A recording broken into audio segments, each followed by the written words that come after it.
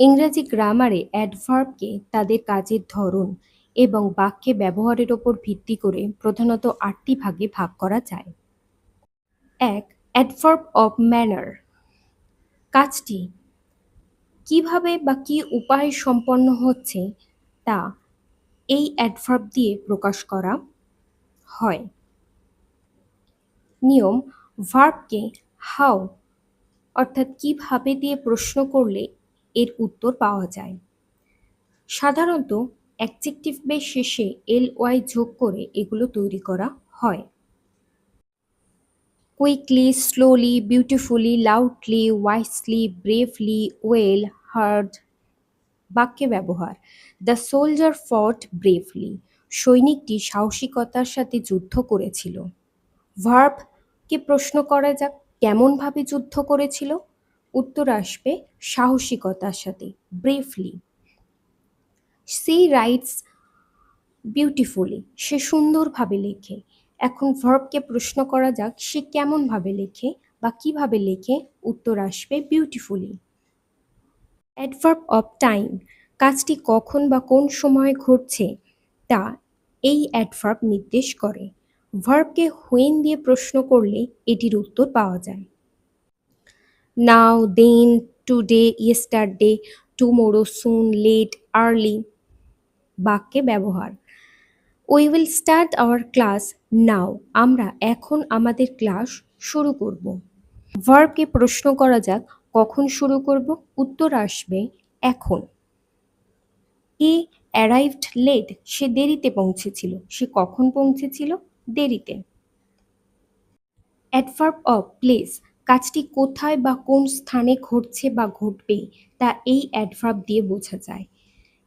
ভার্বকে হোয়ার বা কোথায় দিয়ে প্রশ্ন করলে এর উত্তর মেলে। Here, there, up, down, near, far, inside, outside, everywhere. বাক্যে ব্যবহার: please put the book there. বইটি দয়া করে ওখানে রাখো। কোথায় রাখো? না ওখানে, একটি স্থানকে বোঝাচ্ছে। God is everywhere. ঈশ্বর সর্বত্র আছেন। কোথায় আছেন? সর্বত্র। তার অ্যাডভার্ব অফ ফ্রিকোয়েন্সি বা নাম্বার। একটি কাজ কতবার বা কত ঘন ঘন ঘটছে তা এই অ্যাডভার্ব দিয়ে প্রকাশ করা হয়। ভার্বকে হাউ অফটেন বা কতবার দিয়ে প্রশ্ন করলে এটির উত্তর পাওয়া যায়। Always, never, often, sometimes, twice, daily. বাক্যে ব্যবহার: he always speaks the truth. সে সর্বদা সত্য কথা বলে। It sometimes rains in summer. গ্রীষ্মে মাঝে মাঝে বৃষ্টি হয়।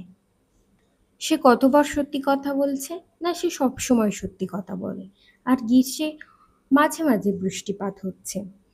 একটা নাম্বারকে বোঝাচ্ছে, সংখ্যাকে বোঝাচ্ছে। ৫. Adverb of degree. কোনো অ্যাডজেক্টিভ, ভার্ব বা অ্যাডভার্বের তীব্রতা, পরিমাণ বা মাত্রা কতটা তা এটি দিয়ে বোঝা যায়। এটি হাউ মাচ অর্থাৎ কতটা প্রশ্নের উত্তর দেয়। Very, too, much, quite, almost, fully, partly, extremely. বাক্যের ব্যবহার: the mango is almost ripe. আমটি প্রায় পাকা। কতটা পাকা? প্রায় পাকা। I am very happy today. আমি আজ খুব খুশি। খুশির পরিমাণটাকে বোঝাচ্ছে, কতটা? খুব। Adverb of affirmation and negation. কোনো ঘটনা বা কাজের সত্যতা, নিশ্চয়তা, অস্বীকৃতি প্রকাশ করতে এই অ্যাডভার্ব ব্যবহৃত হয়। অর্থাৎ কাজটি কি সত্যিই হয়েছে নাকি হয়নি তা এটি দিয়ে পরিষ্কার হয়। Yes, no, not, surely, certainly, indeed, probably. বাক্যের ব্যবহার: I will certainly help you. আমি নিশ্চয়ই তোমাকে সাহায্য করব। সার্টেনলি শব্দ দিয়ে নিশ্চিতকে বোঝানো হচ্ছে। She is not coming today. সে আজ আসছে না। নট দিয়ে নাকে বোঝানো হচ্ছে। Interrogative adverb. যেসব অ্যাডভার্ব বাক্যের শুরুতে বসে সময়, স্থান, ধরন, পরিমাণ ইত্যাদি সম্পর্কে প্রশ্ন জিজ্ঞাসা করতে ব্যবহৃত হয় তাদের ইন্টারোগেটিভ অ্যাডভার্ব বলে। When, where, why, how. বাক্যের ব্যবহার। Where do you live? তুমি কোথায় বাস করো? স্থানকে জানতে চাওয়া হচ্ছে। When will the school open? School কখন খুলবে? সময় জানতে চাওয়া হচ্ছে। Relative adverb. এই অ্যাডভার্বগুলো দেখতে ইন্টারোগেটিভ অ্যাডভার্বের মতনই হয়, হোয়েন, হোয়ার, হোয়াই, কিন্তু এরা প্রশ্ন না করে দুটি বাক্যকে যুক্ত করে এবং নিজের আগে কোনো নাউনকে নির্দেশ করে। I know the time when he will come. আমি সময়টা জানি যখন সে আসবে। যখন দিয়ে দুটি বাক্যকে যুক্ত করা হচ্ছে। This is the school where I study. এটি সেই স্কুল যেখানে আমি পড়াশোনা করতাম। হোয়ার দিয়ে এখানে দুটি বাক্যকে যুক্ত করা হলো।